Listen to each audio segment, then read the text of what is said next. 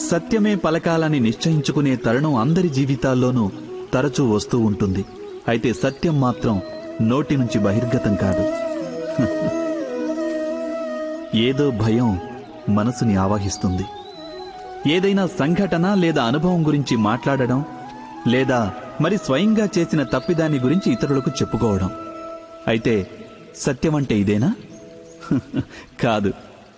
ఇదంతా కేవలం తథ్యం, అనగా కేవలం జరిగిందంతా జరిగినట్టుగా చెప్పేయడం సామాన్యమైన విషయమే. కానీ అప్పుడప్పుడు ఆ సత్యాన్ని చెబుతున్నప్పుడు కూడా భయం వేస్తుంటుంది.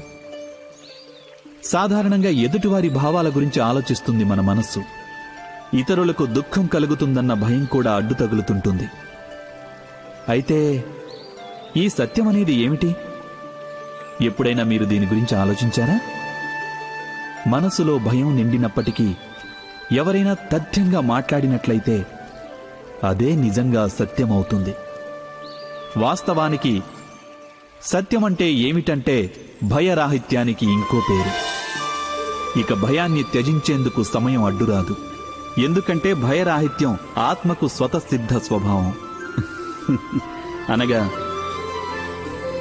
జీవితంలోని ప్రతి క్షణము సత్యం పలికే క్షణమే కాదంటారా?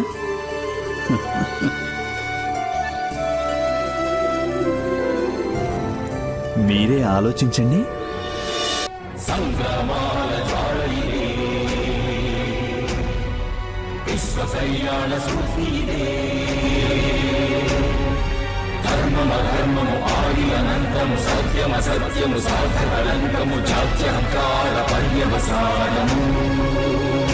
శక్తిదే, భక్తిదే, జీవన్ముక్తికి మార్గమిదే, పంచమవేద సారం మహాభారతం.